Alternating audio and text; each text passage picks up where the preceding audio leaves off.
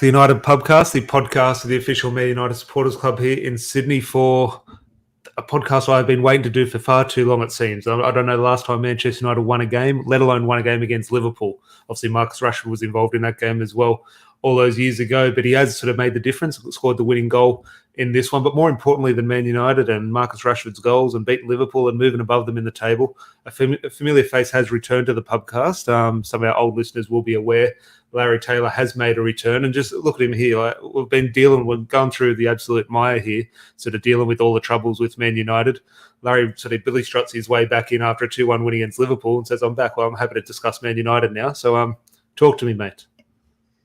What a game. What a way to return for me too. It's look, I didn't intend for this, Tom, but look, I'll run with the story. I'll say it's a happy coincidence, but it's got to be back, mate. I can't remember the last time I did a video with you. I can't remember the last time United won a competitive match. So look, it's the best result since the Bangkok Cup. So I think if we could play Liverpool every week, would be fine. I think we'd be top of the table, undefeated, and everything would make a lot more sense in supporting Manchester United. But our last video probably would have been Melbourne in regards to pre-season. You've obviously been to Manchester since. We might discuss that at the end of the show, and we'll sort of review your sort of trip to Old Trafford. Unfortunately, in not the greatest of circumstances result-wise, but I'm sure it was a great experience. I'll pick your brain on that at the end of the episode, but we'll say good day to some people in the live chat. And I'm sure everyone is in a good mood, so I don't have to ask how anyone is in the live chat, because I'm sure you're just like everyone else, that you are absolutely buzzing. George, good to see you, mate. We'll get into stuff like this in regards to Maguire and Shaw's position. They're stuck on the bench. It looks like that might be where they do belong for the foreseeable future. Dion, good to see you, mate. Adam, Rob here still bouncing. He'll be on It's a Football Thing. Make sure in about 2 hours he'll be live on It's a Football Thing discussing Man United moving above Liverpool. I think they've got 1 or 2 Liverpool fans on tonight as well. Dion, who is this handsome devil? Larry, you're telling me you're sort of hitting the gym in Europe and sort of keep it on top of your weight, but the jacket, I don't know if the jacket's big or not. Oh, Tom, it's the liquid diet. Can any of the Man United players who are featuring on the bench in regards to a Harry Maguire, Luke Shaw potentially take up your offer on that? Well, I think Luke Shaw could definitely use some tips. So, Lukey boy, if you want some help to get off the kebabs and drop some weight, come find me. Well, that is something we obviously discussed in Melbourne. We sort of met Harry Maguire, and Harry Maguire looks like this big guy on the TV, and obviously a lot is made of his head. Harry Maguire in person is actually quite a slim guy. He's obviously extremely tall. Luke Shaw is very thick, but Maguire himself, he could do with putting on a few kilos. But Richard here, good to see you, mate. What a game everyone played with heart and passion, which I think was ultimately proved the difference. We'll get into tactics and performances, but I think it was clear as day the difference was the effort levels, especially compared to Liverpool. Jamie, good to see you, mate. Morning, lads. Welcome back, Larry. Great to catch live, and even better, leapfrog Liverpool. That is what I'm most happy about. Like, the narrative around Manchester United has been so doom and gloom over the last couple of weeks, and rightly so, and Liverpool is best team in the world. Well, suddenly they're below us on the table. They must be close to the relegation battle. They obviously don't even have 3 points yet. Sully here, evening fellas, what a time to be alive. Martinez can have 3-2-1 points, or all of the points in the 3-2-1s and the keys to the city while we're at it. Man of the match for me, and it'll be interesting sort of weighing up performances, and obviously he's got a new defensive partnership in Rafael Varane as well, but I think Lisandro Martinez is already a cult hero, Larry. So if you are a big fan of Lisandro Martinez and everything about his performance, do hit a like on the video. That would be great. Borja here, Football Capital, good to see you, mate. Ashby here, evening lads, better atmosphere on Saturday night. Well, we will be at Scruffy Murphy's if you are in Sydney. If you do want to continue on Man United sort of good form and watch Casemiro's debut away at Southampton, the Man United Supporters Club here in Sydney will be at the pub on Saturday night, so do come along. My mum here, welcome back, Larry.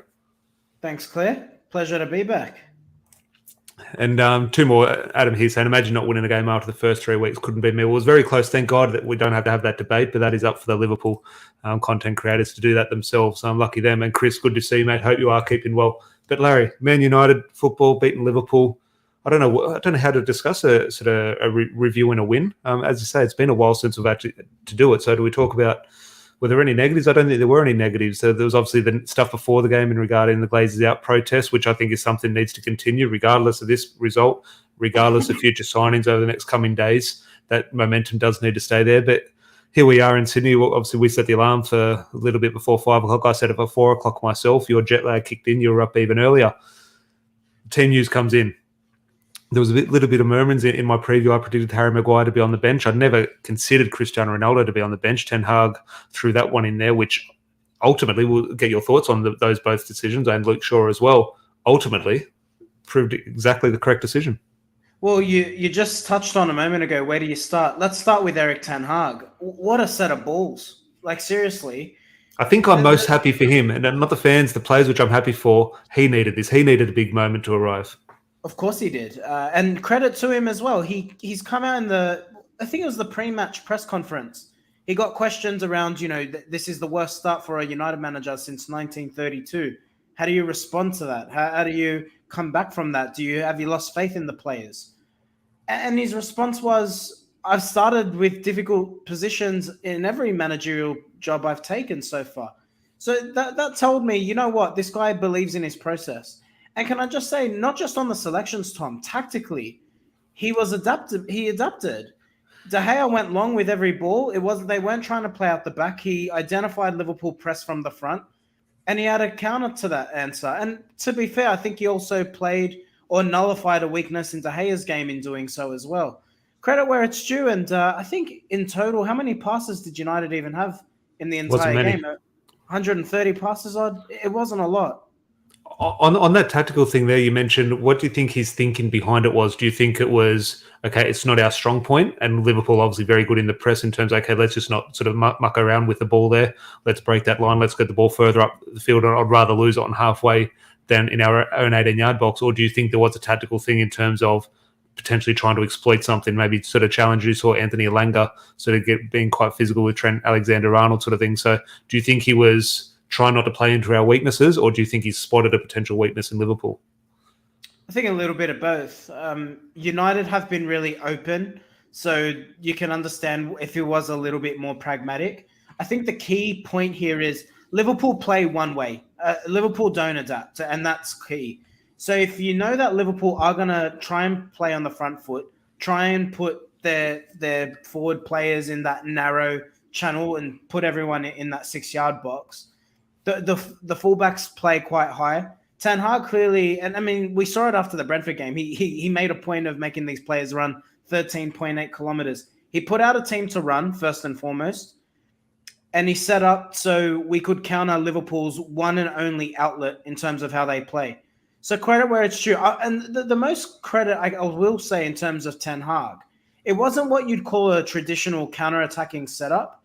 United did press at times, but it was selective pressing. And that's the most impressive thing about the performance. I felt United kept the ball when they needed to, but they overall set up to counteract Liverpool. And you have to say credit where it's due. If you look at Elanga's selection, he had Trent Alexander-Arnold on toast a couple times. So you talk about the running, and you talk about energy with certain players in terms of the way the game sort of tactically played out in regards to that. There was a feeling at the start of the game, and obviously there was the energy in the air in regards to the protest before the game. Casemiro's unveiling on the pitch, so there was an atmosphere building. Obviously Liverpool were in town, so it had that big game feel. Lisandro Martinez, after the first couple of seconds, hit Mohamed Salah, gave away a foul, and sort of got in his face, and the crowd reacted to that. And so many times over the years, and I've been sort of critical of other clubs in terms of when Man United come to town, it's their biggest game of the season. I think, well, why aren't the fans up for the other games of the season? And you always get the feeling like, imagine going to an Ellen Road or even a Brentford or a club like Brighton or something. It's Man United are in town. There's this huge atmosphere, and sometimes you get the feeling at the start of the game that the crowd's just on top of it, and the crowd are just going to get their way in regards to their buzzing, and their team is going to feed off that energy. I felt our players were feeding off the energy from the crowd, and there was things like, okay, the protests, Casemiro's unveil. I think a huge thing which gave me goosebumps before the game was Casemiro going over and shaking Roy Keane's hand. Nothing, shaking a guy's hand, but something like that to sort of spread that positivity. And do you think, what do you think was the more sort of deciding factor? Do you think it was the players and the tactical approach, or do you think it was playing the occasion and we lifted to it and Liverpool couldn't deal with it? United started, United started on the front foot. I think the key point with the Old Trafford crowd was the opportunity for Elanga. United could have been on the front foot early. Even before that, Rashford had a good opportunity. I think he just stumbled on the ball a little bit and gave Van Dijk an opportunity to catch him. So United started with a few half chances, and I think that got the crowd going. If you actually look at the last two games, Brighton, we just never got going. Even the goal was shambolic in the nature it was scored. And then Brentford, we didn't even blink an eyelid. So you look at it all in all, it was the first time that the fans had a reason to cheer. United actually played with some energy, with some urgency. So naturally, the fans got excited by that. I think the Alenga moment was key. And that's probably where the fans started to think, okay, this can get going. It obviously is preceded by Martinez having the exchange with Salah. I think that put a bit of heat back in the game. And when was the last time we saw United Liverpool have a bit of beef in the match? Yeah. So credit to Martinez. It felt like a big game, regardless of how it played out. And there was a feeling, which we'll get into later on, there was a feeling when we were 2-0 up and you had those nerves when sort of Salah brings one back and you, oh, God, if we throw a 2-goal lead away and we draw 2-2, okay, yes, that would have been gut-wrenching. Yes, that would have sort of felt really deflating sort of thing. However, I was sitting there in the 85th minute, 88th minute thinking, well, look, if we give this away, yes, I'll be absolutely devastated. But in terms of what I've seen from the team, in terms of what I asked from, in terms of effort and commitment and attitude, it was there. So, yes, I would have been gutted if we gave it away and drew 2-2. But ultimately, we all sit here sometimes after games, we say, we don't care about the result. All we want is players who run. All we want is players who work.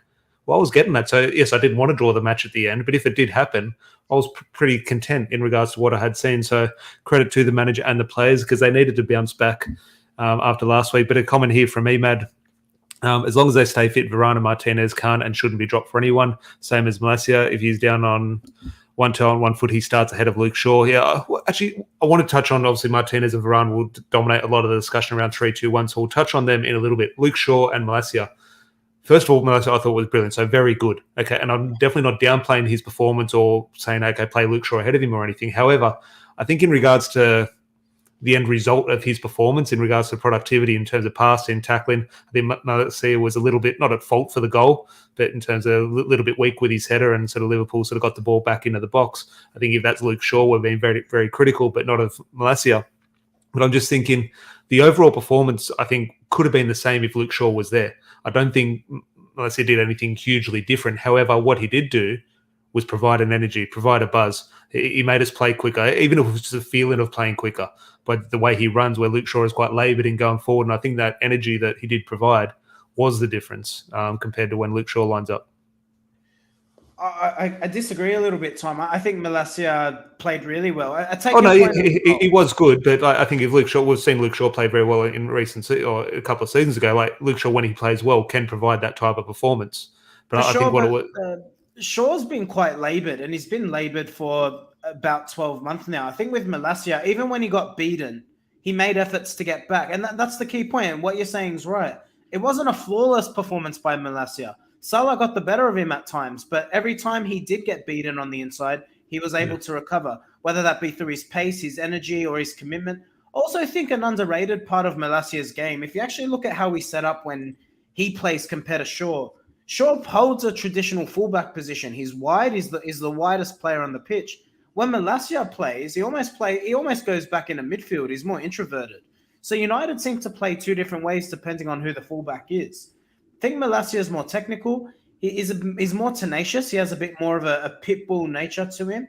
He's definitely. I think that's what I mean. I think that's why the performance stood out in terms of what we asked for. In terms of Luke Shaw was a little bit laboured, and I don't want to call lazy, but sometimes it does look a little bit lazy. Malacia is far from that. I think that energy he does provide was the. We'll get into Anthony Langa. I thought Anthony Langa set the tone. I thought Bruno Fernandez, in terms of, okay, he didn't have a goal or an assist. So I thought he set the tone, especially with the captain's armband. But George here saying Malacia is 22 and has been here for 5 minutes. Luke Shaw is a veteran now at the club, needs to stand up. And Rob here with a point in regards to be thrown in a game like that on his debut, pretty much his debut, Old Trafford debut in terms of his starting debut, up against Salah and Trent Alexander-Arnold. Pass with flying colours was special, even more when making mistakes. Even when making mistakes, his recovery was spot on, which I completely agree with. So credit to him. Can I ask you, Tom? I don't mean to interrupt you, but let me ask you that question then. You have Southampton on the weekend, and obviously we'll do our previews. But after the performance Malacia put in, can you make a justification for dropping him?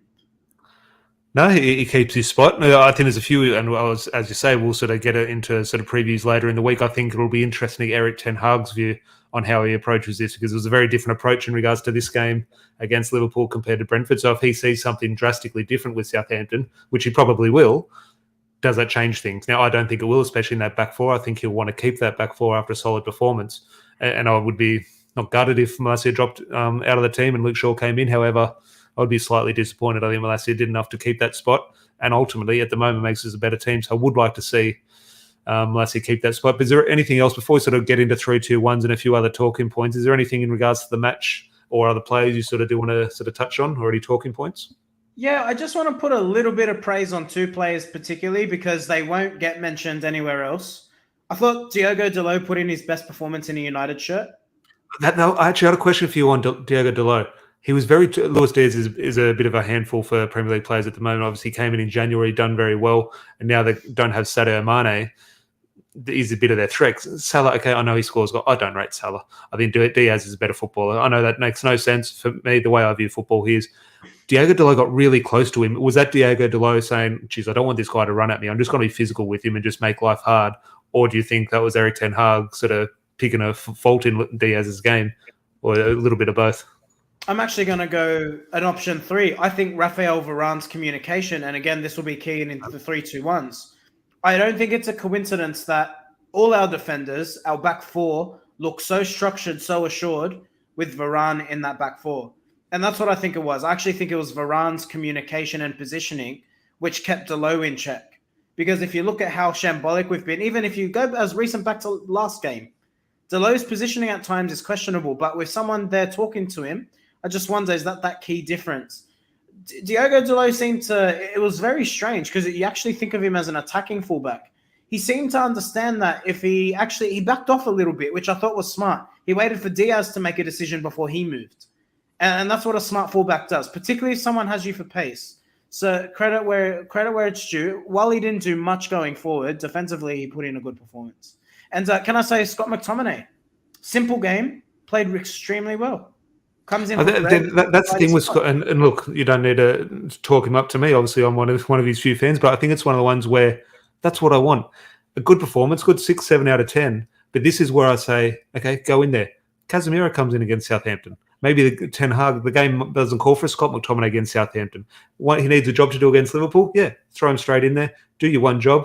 Come back out, you throw Casemiro in. And that is what we want from Scott McTominay. In terms of Casemiro coming in now, I think he's able to play. There's a comment here from Emad in regards to the formation was the winner, playing with 1-6 and having both fullbacks tuck into midfield when we had the ball for a bit of extra cover. And I think it's one of the ones where I was discussing with Lewis, the Brazilian footballer, last night, having the ability to just have Casemiro by himself enables McTominay to play in that number 8 position. Now, if they're going to sort of hold down that spot, that's up for debate, and we'll have that answer in due course. But we don't have to rely on Scott McTominay to play a game that's not his role. I think a huge part of why Scott McTominay, obviously Erik ten Hag said it was a magnificent display by Scott McTominay. I think the reason that bit was, I hate using this name in regards to sort of comparing him because obviously I'm not, so sort of stay with me as I'm making this comparison. But I did have a feeling of Michael Carrick in regards to this game, not on the ball, defensively. I thought what he was doing, it might not look like he's flying into tackles or pressing. When we think of Scott McTominay, we think of, okay, in your face and aggression sort of thing in closing the ball down. But what he was doing, he was stopping the supply into Firmino and into Salah. So he was cutting off those passing lanes, and a Jordan Henderson or a Harvey Elliott will get in the ball. They're looking forward to Salah or they're looking forward to Firmino. Scott McTominay was in the way. And suddenly that provided a little bit of hesitation for those players. Then Jordan Henderson had to pass sideways or backwards. So it looked like Scott McTominay was doing nothing, but he was changing the dictating of play by Liverpool. And I thought that is why, from a manager's point of view, Erik ten Hag will potentially, did see it as a magnificent performance. But in saying that, well done, Scott. Casemiro comes in for me. Yeah, I agree with everything you said. And even on the Michael Carrick point, I get what you're saying. And I think that's the key difference. In a game like this, where you have a team that will play on the front foot at Old Trafford or away, that is the game for a McTominay or a Fred. I think McTominay is the more trustworthy player, which is why you saw him deputise as opposed to Fred. But I agree with you. I think 9 times out of 10, we are going to come against that lower block. And I think, obviously, Casemiro is a clear upgrade. I mean, I don't think enough has been made, and it's a great video you had last night, Tom, with Luis, but Casemiro, this guy is top 5 best in his position right now. Like, not I don't according think to Graham credit Souness. Is going in there. Not according to Graham Souness. Oh, Graham Souness is a dickhead. I thought that was funny. If anyone hasn't seen, Graham Souness says Casemiro has never been a top player over the last decade, which is I'd say an interesting take. But before we move on to 3-2-1s, Larry, is there anything else? Obviously, you mentioned Diogo Dalot, Scott McTominay. Any other talking points in regards to the match before we move on? Can I say, just on Liverpool, I have to be a little bit critical here. Just the tactician in me was very curious how they didn't start Fabinho. I thought that was. I think a lot of their fans sort of questioning Klopp in regards to that. And in terms of questioning Klopp, 3 games below Manchester United. I'm not asking any questions. He's obviously not going to be sacked, but questions do need to be asked. Why isn't Gary Neville and Jamie Carragher in at Melwood sort of giving a sit-down interrogation of Jurgen Klopp now? Because United's a bigger football club, and that's where the interest is. That is the case. And I'm George here in regards to Graham Souness. Is he still complaining about Pogba? If we lost, I'm sure that would have been Paul Pogba's fault. But we will move on to 3-2-1s, and we did give 3-2-1s in the first game of the season. It was a defeat against Brighton, but we did find some positive or slightly positive performances in that game. I think you can imagine there was no 3-2-1s dished out in the Brentford match, Larry, but there is obviously a discussion to be had, a very sort of positive discussion to be had in regard to the 3-2-1 votes for this 2-1 victory against Liverpool. So do get all your thoughts in the live chat. Now, if anyone new to the podcast, I'm sure a lot of our listeners do know, but anyone new, the way we do these 3-2-1s is like a player of the match. It doesn't have to be the best performer. Just if it finished 1-0 and Jadon Sancho scored the goal, there's a strong case for Jadon Sancho proving the difference. He would have got the 3 points. If someone came on at 89th minute and made a goal-saving tackle, maybe he's worth 3 points because that was the moment of the match. So we weigh it up when we discuss in regards to performances and those moments. So there's a few things we'll discuss on there. Obviously, 2 names are going to dominate this in Lisandro Martinez and Rafael Varane. And before I sort of give my opinion on who I'm giving the points to, just want your take on it because, well, here I'm going to tell you who's getting my points. It would be Lisandro Martinez. However, I say that in regards to the moment. There's been a bit of a narrative around him this week in terms of being short. He got subbed at halftime against Brentford, so there was a lot of pressure on him. He's come in against obviously they're not, but obviously one of the best teams in Europe at the moment or last season. So they come up against a huge test. He's under immense pressure, and he performed very well and set the tone in regards to those tackles and sort of getting in people's faces. Obviously played very well as well.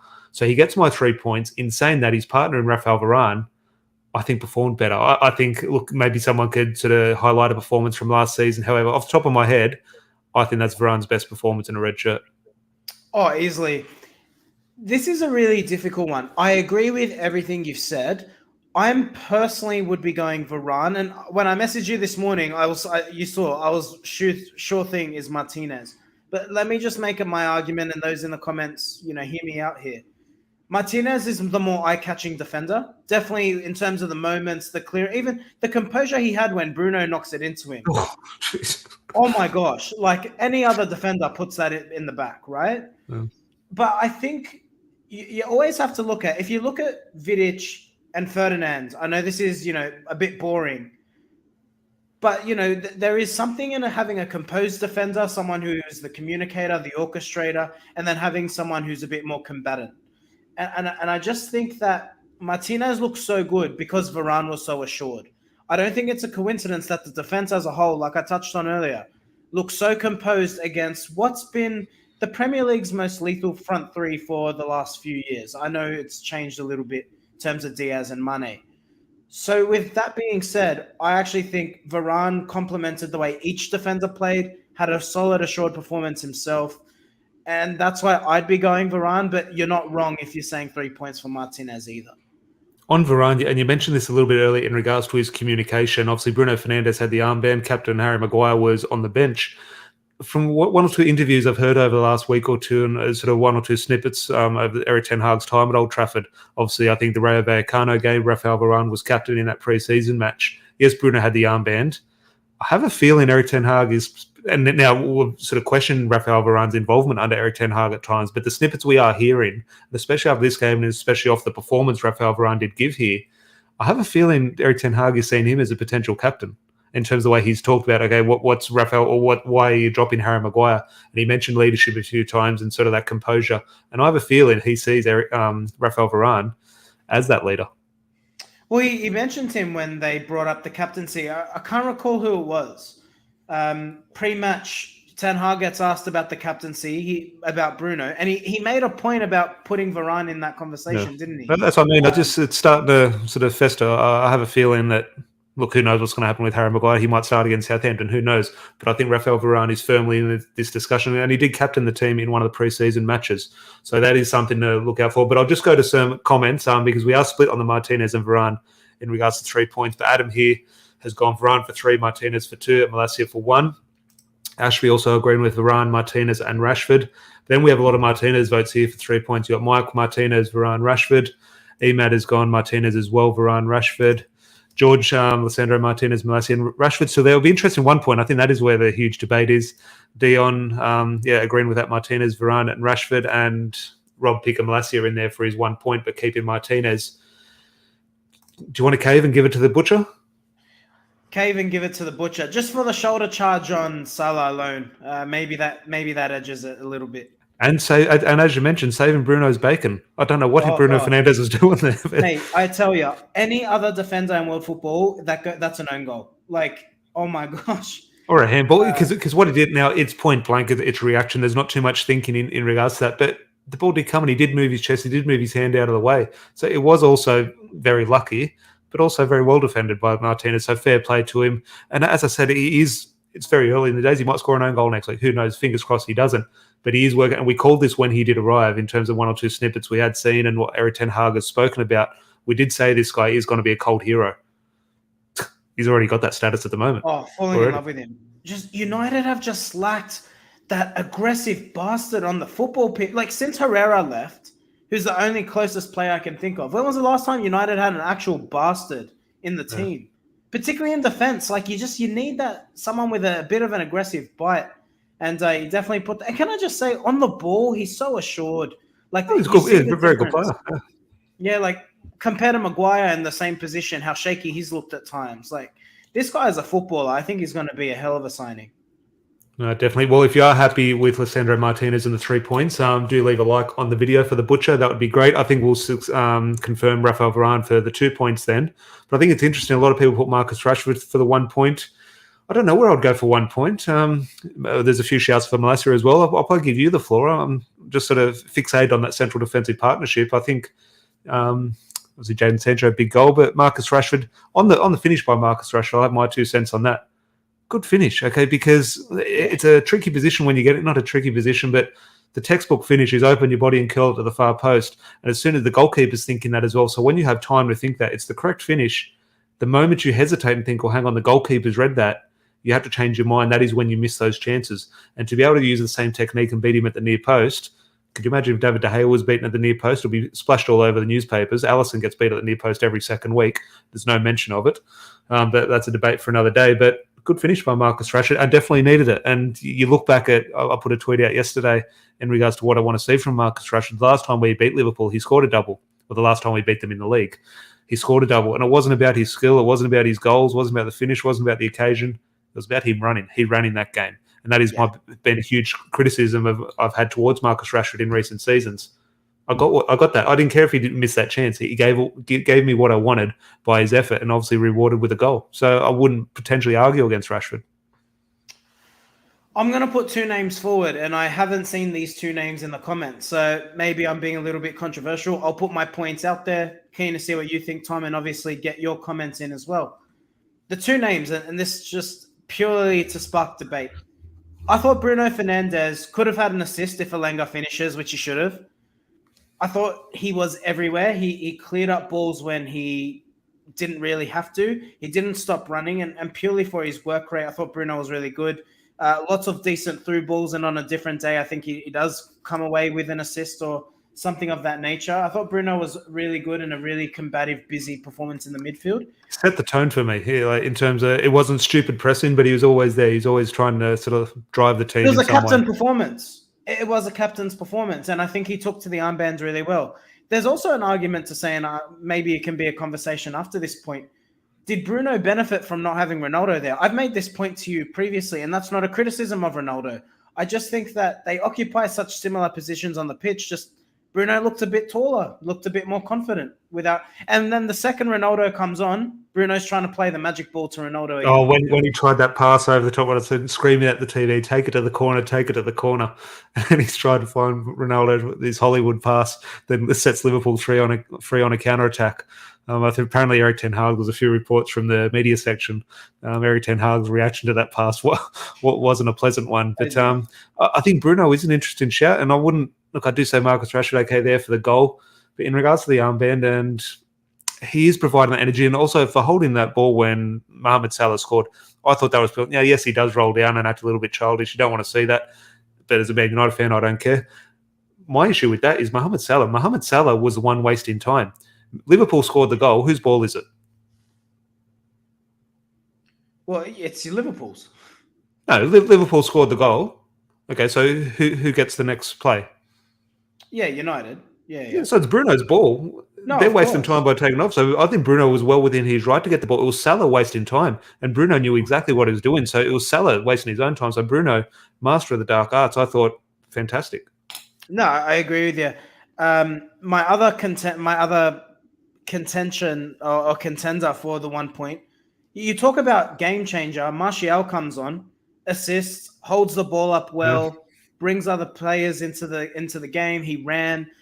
Really good performance from Martial, had a positive impact. And when you talk about attacking players coming off the bench, he did exactly what you ask of him. He could have done a little bit better. I think he probably should have at least had a shot on target, just didn't get his feet right with one opportunity. But Martial looks really sharp. And then it comes back to the argument of Martial or Ronaldo. Who's picking Ronaldo ahead of Martial after that performance? Well, it's my next point. We'll just quickly go back to 1 point, then I'll touch on Martial and Ronaldo to finish the podcast. But a few people have mentioned, which I did forget in regards to Bruno Fernandez, potentially docking points off him. Was booked for the dive. I wish it was given a penalty, but yes, 1 or 2 theatrics. So, look, I would be going. I did like Bruno's performance in terms of what he did provide the team and sort of how he led us forward. But obviously for Marcus Rashford, especially being in a bad position himself in terms of the situation in his career to come through and get a goal against Liverpool, I would potentially be agreeing with a lot of people in the live chat by opting to give him a point for this one. Yeah, ran well as well. So yeah, maybe 1 point for Rashford is the right call. Can I just say the goal, Tom, just to touch on your point and the final point on Rashford. After the goal, he then goes on and he beats 4 players on a run and gets another shot off.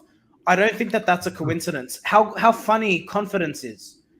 This guy's he's been robbed of confidence for the best part of 12 months. He scores a goal against Liverpool, and then he is capable of beating 4 players. So let's hope he can keep that momentum up, because a fit and firing Marcus Rashford means United will do things this season, hopefully. No, definitely. Well, he does need to look. I've been extremely critical of Marcus Rashford, but I say it every time I am critical. I absolutely love the guy, so I'd love nothing more than for him to turn it around, and fingers crossed this could prove to be the catalyst. Now, we won't do a full preview of Southampton. We'll do that later on in the week. And a reminder, if you are in Sydney, we'll be at Scruffy Murphy's on Saturday night, taking advantage of the only good kickoff time left before the World Cup. It's a Saturday night, 9:30 p.m. kickoff. So if you are in Sydney, get down to the pub to watch it with us. But in regards to that, just a quick discussion in regards to that. I've been sort of quietly, not confident, and this is not to say at the moment I agree or disagree, but in regards to the end result of Ronaldo's situation, over the last couple of weeks, I've said I think he's just going to stay. Not through him not trying to leave. I just think the way the situation is playing out, I have a feeling he will stay. Over the last couple of weeks, that has dropped to about 60-40. I think, 60%, I think he just stays. Today, after not like huge words, but just 1 or 2, he's on the bench, and sort of potentially the way Anthony Martial came back in, there is 1 or 2 rumours with potential move to Marseille. And now there's been plenty of rumours with all the clubs, but Marseille is the latest one to throw into there. At the moment, I'll play down to 50-50, and that is gradually decreasing. Last week, I was 60-40, now 50-50 in regards to the Ronaldo situation, that he could end up leaving. Now, I stand by my stance that, Anthony Martial might make us a better team in regards to the way we want to play football. Am I going to rely on Anthony Martial to lead the line over 38 games this season? Sadly not. So unless we're replacing Ronaldo, I think it is a mistake. Now, if we bring someone in, if it's a Gakpo with the future for him to be the number 9, if that's what Eric Ten Hag wants and is best for Ronaldo, move him on. At the moment, though, if I don't see a replacement, I'm still extremely hesitant, because let's say Anthony Martial and we have the same back four, the same lineup against Southampton, we might lose 1-0. Suddenly, all the toys are going to go out of the Prem again. We're saying not good enough. We need investment, sort of thing. So we are not overreacting in regards to this performance. but we do need to remember the situation we're in. We've won one game against a team who hasn't won a game this season. So I think we do need to keep things in check. But just your latest thoughts on the Ronaldo situation in regards to how do you think it changes every day? At the moment, where do you sit? I think Ten Hag doesn't want him. I think today was a power play by Ten Hag. Like you got to think about it. Like if you think of the games that Oli was benching Ronaldo for, or Rangnick was benching Ronaldo for, when it came to the biggest games, out of question, Ronaldo was starting. There was only one time last season. I think it was Carrick still in charge when we versed Chelsea and we got the draw. Ronaldo was benched for that game, but this felt different, didn't it? Ten Hag. You mentioned Eric Ten Hag. You mentioned Ten Hag there saying doesn't want him. And look, I understand that. I agree and disagree. However, in regards to Ronaldo, he's got this whole package in regards to the persona, the status, and the presence he does carry through no fault of his own, or maybe through his own fault. In terms of that comes with Cristiano Ronaldo. It's not just a video game. But here we are. You say Ten Hag doesn't want him. Let's say it is a video game. Obviously, it's not. But hypothetically, bring Ronaldo off the bench in terms of that, okay, Anthony Martial's his striker. Ronaldo won't want that. Yeah, Ronaldo won't accept that. That's the problem. I don't care what Ronaldo wants. You talk about Eric Ten Hag. Take away the baggage, which you can't with Ronaldo, in terms of that option off the bench. Now, that's not going to happen. Ronaldo's not going to want to come off the bench. But in regards to what, in an ideal situation for Eric Ten Hag, I wouldn't go as far to say he doesn't want him. I think he might see the benefits in letting him leave. But I would say, given an ideal situation, he would take Ronaldo in the squad. I agree with you. He would take Ronaldo in the squad, but I agree that's a complex situation with Ronaldo. That's not just a possibility. There is everything else that comes with that. Yeah, and if you look at what United are doing in terms of the bid they've put in for Anthony and the kind of money that they're willing to pay for Anthony, you have to think actually, and this is something we have to think about. He played Rashford up front. I'm just wondering, is he looking to a future with Anthony on the right? Move Sancho back over to the left, and then you can deploy Rashford or Martial up front. Is that the way he's going to go? I think that's a possibility as well. What are your thoughts as obviously co-founding member of Martial FC? We've talked about over the last couple of weeks, months, years, Anthony Martial's potential desire to leave. Obviously, Ralph Rangnick confirmed he doesn't want to continue his career at Man United. He's obviously gone on loan, come back to Man United and look quite good. Ronaldo wants to leave. Eric Bailly's just confirmed he's off to Marseille on a loan with a mandatory buy option at the end of the season. Anthony Martial, does he want to be? And I'm not saying he doesn't. The question isn't being asked anymore. Does Anthony Martial still want to be at Man United? In regards to performances and application on the pitch, it does look like that. But we haven't heard anything different. The last thing we heard from Anthony Martial's camp was that he wants to leave. And I'm just thinking, just your thoughts. I think he wants to stay. I think that's clear. I don't know what Ten Hag said to him in the offseason, but it's very clear they've had a conversation. And I think Martial looks lighter. He's done something in terms of his conditioning in the offseason. He looks lighter. He's grown his hair back and he's looking sharp. But whatever Martial's done, he looks hungry again.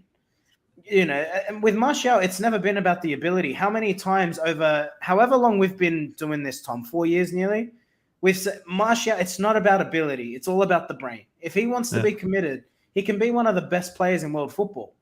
But it's about the consistency. There's something about him. And he comes in today, he hasn't played for 2-3 weeks, and he's hit the ground running against Premiership heavyweights, Liverpool. Against Van Dijk, he's turning him inside and out. Like, this guy, clearly, when he's on it, he can play. So I think Ten Hag has said something to him, and he's gotten him hungry again. I think Martial's just that kind of player. He needs to feel loved. If he feels loved, he'll stay. It's Manchester United. If Martial leaves United, where does he go? It's not up. He doesn't go to Madrid. He doesn't go to My fear with you're completely right in saying that. My fear with Anthony Martial, let's say Eric Ten Hag and myself want a future with Anthony Martial is going to be our number 9. At the moment, in terms of him feeling loved, or what that means is be relied upon. Okay, you're going to be my main man, Tony. You're going to be our number 1 striker. If Ronaldo leaves, we have to bring in a striker to sheer bodies-wise. If we bring in a new striker, let's say he's going to cost £50 million, how does Anthony Martial react to that? I think if he's first choice, he's fine. I think where he struggles, and whether this is right or wrong, where Martial's form has dipped off in previous years is when he's unjustifiably, in my opinion, been dropped. If you can think back to when we signed Alexis Sanchez, Martial was in a purple patch, and then he got dropped for no reason. He got shoved over to the right to accommodate the new signing, and then he played poorly on the right in a position he never played all season, and then he was dropped. And then, of course, he kicked off after that. And to be fair, put yourself in his shoes. I'd be kicking off too. So when he's played well, if he's playing well, then he justifies his spot. By the same token, though, if he's not performing, then you can't be guaranteed a position. So, it's one of those. But if he's clearly motivated, he's clearly been given an incentive to play well. And we have to remember when Martial came on pre-season, Ronaldo was no guarantee to leave anyway. So he's clearly taken the challenge. Yeah. The situation with Ronaldo has eventuated to wherever we are now. And he's taken his opportunity nonetheless. Yeah, no, that's a very accurate shout. Football Fun here saying get rid of Ronaldo, then sign Gakpo and Anthony. Rashford is a good striker, better than Ronaldo currently, and Anthony Martial. Gakpo and Anthony, look, we'll have that discussion plenty of times. I'm sure we'll be doing videos. Make sure you are subscribed when that sort of breaking news does happen with either Gakpo or Anthony. We will go live and react. So make sure you do hit the notification bell. And please do leave a like on this video if you have enjoyed it. Obviously very positive. And only here we are, Larry, in terms of we're just discussing good things. We didn't say one negative in regards to the game. I'm sure there were negatives, but there's nothing to bring up. We haven't been discussing Glazers or board members. Now those discussions are still very important to have, but we don't know what the future holds with football. We could lose against Southampton. When you beat your biggest rivals for the first game or first win of the season, you have to celebrate and you have to enjoy it. So I have enjoyed not just your company back after a couple of weeks away, but discussing Man United winning football matches. That's been the main thing. Long may it continue. I guess the key point here is, as high and as happy as we feel now, it has to be a win against Southampton. It can't be a draw. It can't be a loss. We have to go there, and we have to go to St. Mary's, and we have to get the 3 points. Otherwise, beating Liverpool means nothing. I think also, and yes, a win, 1-0 win, deflected own goal in the 90th minute, no matter. However, I do think there is an element that the performance needs to be there as well. This needs to continue. Ten Hag needs to sort of implement this sort of style and sort of mentality, and there needs to be an improvement. No, not off the Liverpool performance, but off the Brighton performance and off the Brentford performance. Things need to continue to improve, accompanied by the results themselves. Yeah, 100%. And I agree with you. I think particularly because he's a new manager with such a clear emphasis and a style which is so eye-catching, you're right. There has to be a level of performance. Just the key is the energy for me. I think even in the Brentford game, United were keeping the ball. We had 70% possession, so keeping the ball wasn't the issue, but the energy wasn't there. The level of running we saw, because you have to remember, it's Liverpool. The players were always going to get up for this match. Can you get up for Southampton? Well, I'm always very critical of other clubs. I'm always critical of a Fulham or a Southampton when they come to Man United. I've mentioned the crowd in terms of it's the biggest game of the season. They're up for it. And I'm thinking, hang on, why aren't you working like that against West Ham or Leeds or a game like that? Why are you trying harder against Man United? So I have to keep that same energy and ask Man United players, okay, good performance against Liverpool, good effort. Where was this against Brighton and Brentford? So it is a question I'm going to celebrate it at the moment and sort of enjoy it. But those questions are there, and the players don't get off scot-free now, that they still need a lot. Not all is forgiven. They need to earn the sort of spot and earn their trust again, because it wouldn't shock you if they go back in the case and lose at Southampton. Now, fingers crossed that is not the case. But the players still have a long way to go. But as I said at the start of the show, very happy for the fans. Yes, I'm happy for the players. They're very happy. The person I'm most happy for is Erik ten Hag. I think he's made a huge difference as he's come in on and off the field. And he's been under stupid scrutiny, unjustified. And he needed this big performance and big result. And I think you talk about Rashford's confidence after scoring that goal. He got a bit of a boost and he kicked on. I think it's hard to see that in a manager, but I think subconsciously it will play a part with Erik ten Hag. I think he will benefit hugely from this one. To quote the Dutchman, we can play fucking football. I love that. It's stuff like that as well. Just had a feel-good feel. The Casemiro stuff before the game with Roy Keane, Ten Hag, and yeah, definitely. But it has been a pleasure, an absolute pleasure sort of chatting Manchester United winning football matches again, especially against Liverpool and moving above the table. Obviously, my good mate Larry back on the podcast and everyone in the live chat has been great. Plenty of different opinions, especially around the 3-2-1s, which is good. And good to have a positive debate around that, not just like Brentford last week where we said, okay, no one gets points. And Lisandro Martinez is actually winning because he got a few points against Brighton in the first match. I think Ericsson got a point as well in that game. So Lisandro Martinez is leading the race for our player of the season. If you are happy with that, please do leave a like on the video. Make sure you subscribe if you are new. And Larry, anything to add before we do wrap up? No, happy vibes, good vibes. Everyone enjoy the week, and we'll be with you in a day or two. We'll give you a Southampton preview. Look forward to it. No, definitely. As always, until then, everyone keep safe and we'll chat to you. Cheers.